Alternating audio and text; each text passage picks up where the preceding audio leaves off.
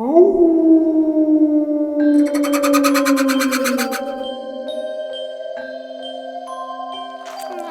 रे माई, मैं तेरा लाल दुलारा।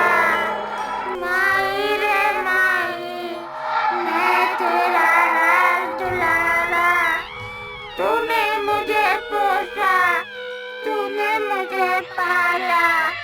माई रे माई, मैं तेरा लाल दुलारा। माई रे माई, मैं तेरा लाल दुलारा। माई रे माई। गांव के लोग लोरी की आवाज सुनकर डरे हुए हैं और जबरदस्ती अपने बच्चों को सुलाने की कोशिश कर रहे हैं। बच्चे के पैरों के निशान जिस भी घर के सामने से गुजरते, उस घर का दरवाजा अपने आप खुल जाता है।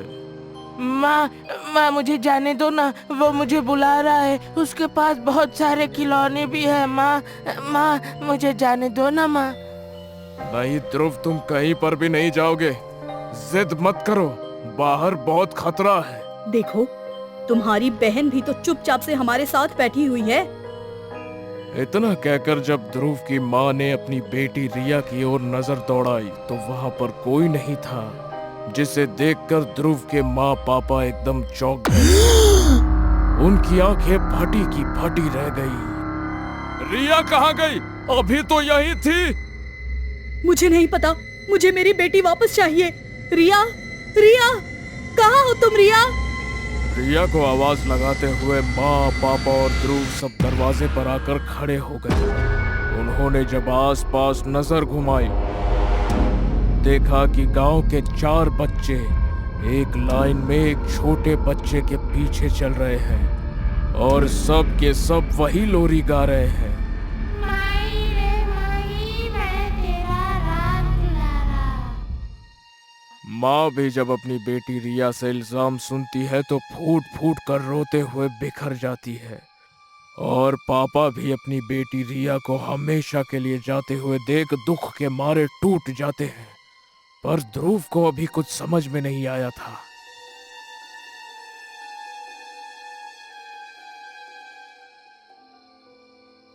पापा, रिया कहाँ चली गई?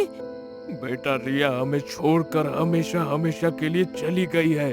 वो अब वापस नहीं आने वाली है। पर पापा, वो अपने दोस्तों के साथ जंगल ही तो गई है ना। चलो ना पापा, उसे लेकर आते हैं। वो मेरी छोटी बहन है, हम उसे ऐसे खूंखार जंगल में अकेला नहीं छोड़ सकते हैं। कि तभी गांव का मुखिया ध्रुव के पास आता है।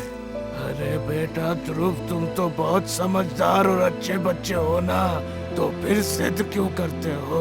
अपने माता पिता की बात मान लो। तो क्या अब हम भी बाकियों की तरह गांव छोड़कर चले जाएंगे? ध्रुव, मुखिया जी बिल्कुल सही कह रहे हैं। हम ये गांव छोड़कर जाने वाले हैं और अब मैं तुम्हारी एक नहीं सुनूंगी। सबके मना करने पर ध्रुव गुस्सा हो गया और अपनी बहन की फोटो पर से हार उतार कर फेंक फोटो को लेकर घर के अंदर चला गया। ध्रुव का ये गुस्सा देख मुखिया उसे समझाने के लिए घर के अंदर चला गया। अरे ध्रुव बेटा, तुम जिद क्यों करते हो? शायद तुम्हें इस बात का कोई अंदाजा नहीं आए, लेकिन अगर तुम इस गांव को छोड़कर चले जाओगे सिर्फ तभी तुम सुरक्षित रहोगे, वरना वो बच्चा तुम्हें भी तुम्हारे माता पिता से अलग कर देगा। आखिर वो बच्चा है कौन, और ऐसा क्या है उसकी लोरी में कि गांव के सारे बच्चे उसकी तरफ खींचे चले जाते हैं? ऐसा क्या है उस बच्चे की आवाज में? ध्रुव और कोई नहीं बल्कि मेरा बेटा विजय है, जो कि आज से 12 साल पहले मर गया है। मुखिया ये कहते हुए 12 साल पहले फिर उस काली रात को जीने लगा था।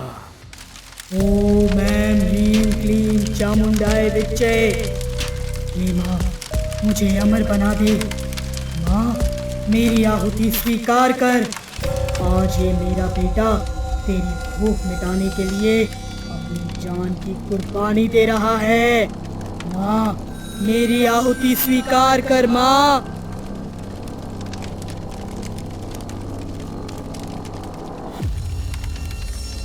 अरे कैसी माँ है तू जो अपने ही बेटे की बलि चढ़ाने पर तुली है? तू माँ नहीं बल्कि एक डायन है, डायन जिसे सिर्फ बलि देना आता है।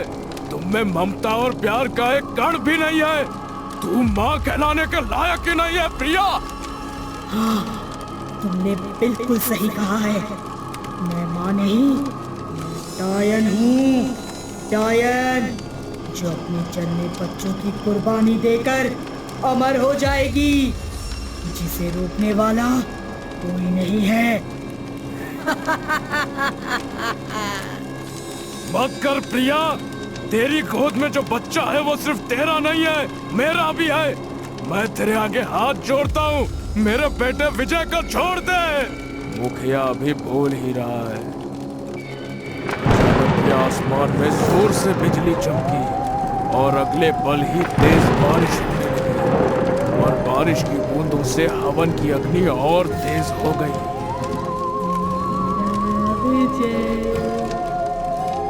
मेरा राज दुलारा, मेरी आँखों का मेरी आँखों का तारा,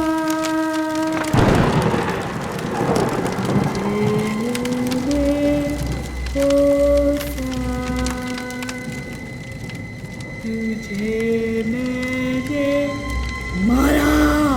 इतना कहकर प्रिया ने एक झटके में खंजर से विजय के सर को धड़ से अलग कर दिया और विजय का सर सीधा आग में जा गिरा।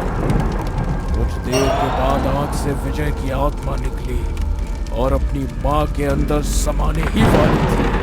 इतने में मुखिया ने उसी खंजर से अपनी पत्नी प्रिया को मार डाला और उसका सर भी उसी आग में जा गिरा।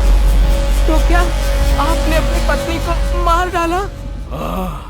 मैंने अपनी पत्नी को मार डाला और वैसे भी वो मेरी पत्नी नहीं, एक डायन बन चुकी थी जिससे बस उसकी शक्तियों का मिलना ही बाकी था। तो फिर आपके बेटे विजय का क्या हुआ?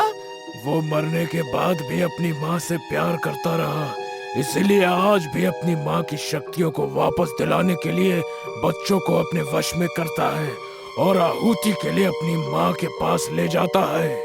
वश में करके? पर उसके पास शक्तियाँ कहाँ से आई? विजय की बलि के बाद उसकी आत्मा बहुत शक्तिशाली हो गई थी और अगर विजय की शक्तिशाली आत्मा अपनी माँ प्रिया में समा जाती तो सारी शक्तियाँ उसकी माँ को ही मिल जाती, लेकिन मैंने पहले ही उसे मार दिया था। तो क्या आपका बेटा विजय ऐसे ही गांव के बच्चों को लोरी सुनाकर अपनी माँ प्रिया के लिए आहुतियाँ इकट्ठा करता रहेगा क्या? नहीं, एक रास्ता और है, पर वो बहुत खतरनाक है। कैसा रास्ता? मुझे बताइए। मैं नहीं चाहता कि आपकी पत्नी ने जो आपके बेटे विजय के साथ किया वो गांव के किसी और बच्चे के साथ हो। ठीक है ध्रुव, अगर तुम यही चाहते हो तो मेरी बात ध्यान से सुनो।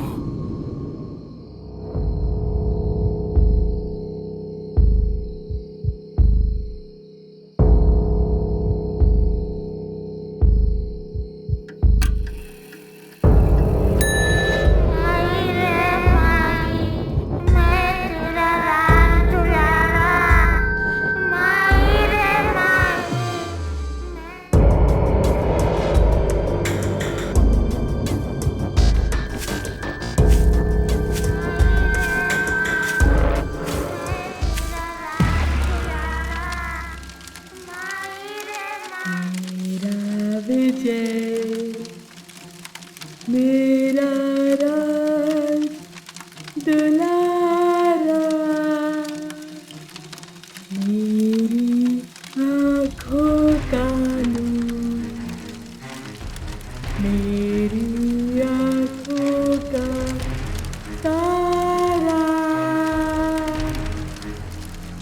तुझे मैंने पोसा, तुझे मैंने पाला।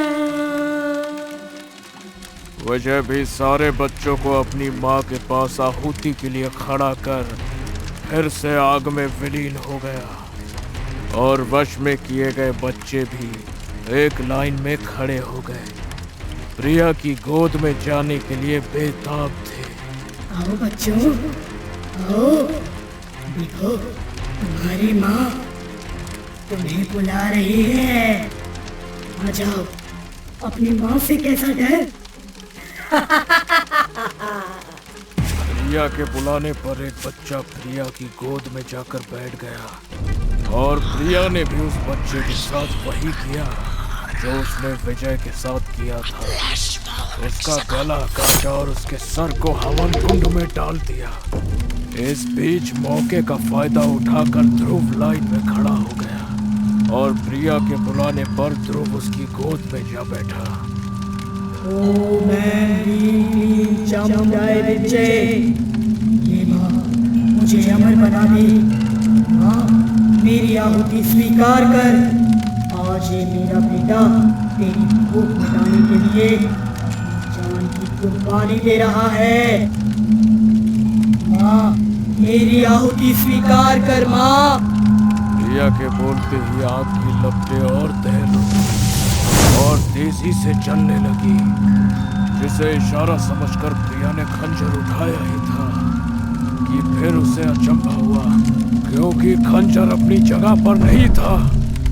प्रिया का सीधा शक गोद में रखे बच्चे पर गया। इससे पहले कि प्रिया कुछ कर पाती, ध्रुव ने उसी के खंजर से उसी का गला काट दिया।